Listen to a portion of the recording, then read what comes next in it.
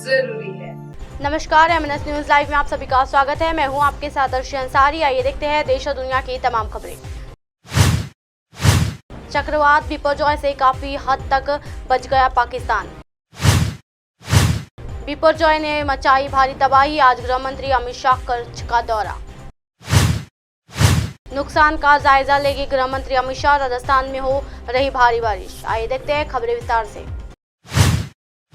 चक्रवात बिपरजॉय से काफी हद तक मच गया पाकिस्तान काफी हद तक चक्रवात बिपरजॉय की तीव्रता से बच गया है। जी हां, जो शुक्रवार को गुजरात में तट से टकराने के बाद कमजोर पड़ा हुआ सिंध प्रांत के तटीय शहर केटी के लोगों के लिए चक्रवात की चेतावनी जारी की गई थी और वे अब अपने घरों को लौट रहे हैं। जी अब पाकिस्तान के मौसम विज्ञान विभाग यानी पीएमडी ने कहा है कि चक्रवात बिपरजॉय कमजोर होकर बहुत गंभीर चक्रवाती तूफान यानी VSCS से गंभीर चक्रवाती तूफान यानी SCS में बदल गया है। जी हाँ, पीएमडी ने अपने नए परामर्श में कहा है कि बहुत गंभीर चक्रवाती तूफान बिपरजॉय भारतीय राज्य गुजरात के तट यानी जखौ बंदरगाह के पास को पार करने के बाद कमजोर होकर गंभीर चक्रवाती तूफान में बदल गया है। परामर्श में कहा गया है कि आज दोपहर तक इसे और कमजोर होकर चक्रवाती तूफान यानी CS में बदलने का अनुमान है और बाद में शाम तक ये कम दबाव क्षेत्र में बदल सकता है। जी हाँ, जलवायु परिवर्तन मंत्री शेरी रहमान ने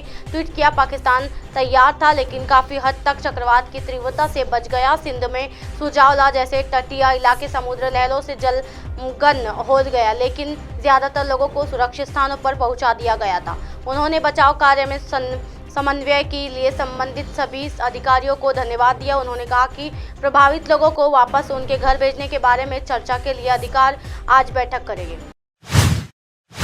बिपरजॉय ने मचाई भारी तबाही, आज गृह मंत्री शाह कच्छ दौरा, फिर खुला द्वारकाधीश मंदिर। जी हाँ, चक्रवाती महातूफान बिपरजॉय ने गुजरात से गुजरने के बाद यहाँ देवभूमि में द्वारकाधीश मंदिर के फिर से खोले जाने पर वहां पर लोगों के अब असीम उत्साह का माहौल है। दरअसल चक्रवात तूफान को देखते हुए मंदिर को एहतियातन बंद कर दिया गया था जिसे आज फिर से खोल दिया गया है। इधर आज केंद्रीय गृह मंत्री अमित शाह कच्छ जाएंगे जहां वो तूफान प्रभावित इलाकों का दौरा करेंगे। जानकारी दे कि चक्रवात से हुई तबाही के बाद गुजरात सरकार के सामने करीब 1000 गांव में बिजली आपूर्ति बहाल करने और सड़कों पर गिरे पेड़ों को हटाने की तत्काल चुनौती। इस बीच भारत मौसम विज्ञान विभाग ने कहा है कि उत्तर गुजरात में फिलहाल भारी बारिश होने का अनुमान है। ये वही बीते शुक्रवार को जारी एक प्रेस विज्ञप्ति में मुख्यमंत्री भूपेंद्र पटेल ने हवाले से कहा गया था कि आगामी योजनाएं और 1 लाख से अधिक लोगों को सुरक्षित स्थानों पर पहुंचाने से किसी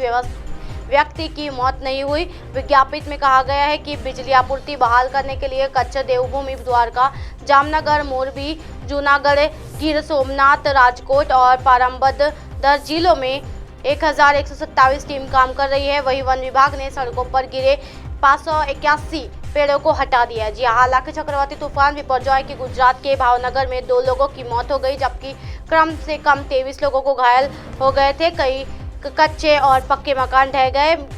पेड़ गिरने की वजह से 3 नेशनल हाईवे और बंद कर दिया गया है। इधर प्रधानमंत्री नरेंद्र मोदी गुजरात से आए इस तूफान का हर एक अपडेट ले रहे थे। वहीं इन सब के बीच केंद्रीय गृह मंत्री अमित शाह आज कच्छ जाएंगे जहां वो तूफान प्रभावित इलाकों का दौरा करेंगे। मिली जानकारी के अनुसार चक्रवाती तूफान बिपरजॉय के चलते गुजरात के कच्छ और सौराष्ट्र में फिलहाल अधिक तबाही हुई है। तूफान से बिजली के सैकड़ों खंभे गिरकर नष्ट हो गए हैं, हजारों गांव की बिजली ठप पड़ गई है। मौसम विभाग के मुताबिक गुजरात कई इलाकों के अगले 2 दिन और बारिश की संभावना जताई गई है।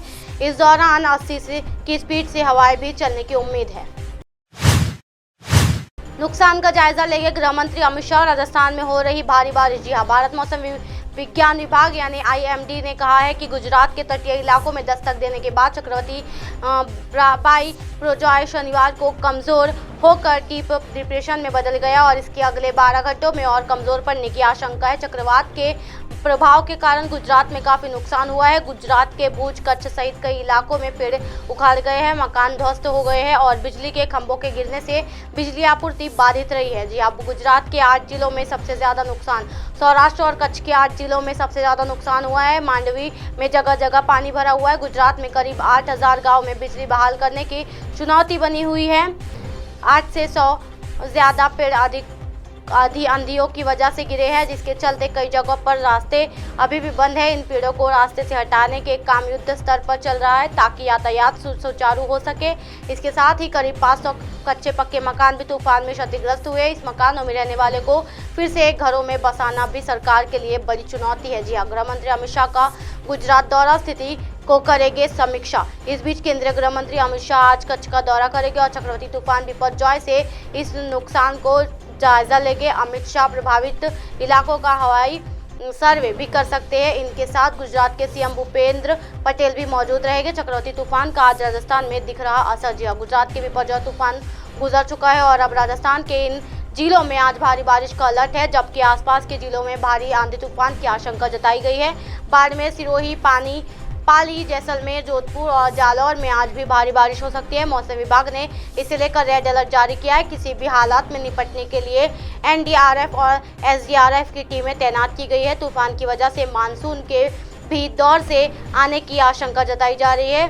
गुरुवार की रात चक्रवात ने लैंडफॉल किया था। जी हाँ, गुजरात में सौराष्ट्र और कच्छ में तूफान से सबसे ज़्यादा नुकसान किया है। आईएमडी की रिपोर्ट के अनुसार कच्छ में जखाऊ बंदरगाह से लगभग 10 किलोमीटर उत्तर में गुरुवार की और लैंडफॉल किया गया। चक्रवाती तूफान बिपरजॉय के गुजरात में आने के बाद अगले 2 दिनों में भारी बारिश की भविष्यवाणी के साथ पश्चिम रेलवे ने शुक्रवार को चक्रवात संभावित इलाकों में एहतियात के तौर पर कुछ और ट्रेनों के संचालनों को रद्द करने के अधिक आंशिक रूप से रद्द करने का फैसला किया है। एनडीआरएफ के महानिदेशक अतुल करवाल ने शुक्रवार को एक अपडेट देते हुए कहा है कि गुजरात में चक्रवात बिपरजॉय के आने के बाद किसी भी तरह के जानमाल के ज़्यादा नुकसान की सूचना नहीं है। वहीं एनडीआरएफ डीजी करवाल ने कहा कि 24 जानवरों की मौत हो गई और 23 लोग घायल हो गए। लगभग 1000 गाँव में बिजली की आपूर्ति बाधित हो गई है। 800 पेड़ गिर गए हैं। राजकोट को छोड़कर कहीं भी भारी बारिश नहीं हो रही है। इसी तरह की दिन भर की तमाम खबरों से फिर कर आएगी आपका रूबरू। तब तक के देखते रहिए MNS न्यूज़ लाइव। मेरे साथ यानी अर्शी अंसारी के साथ। नमस्कार।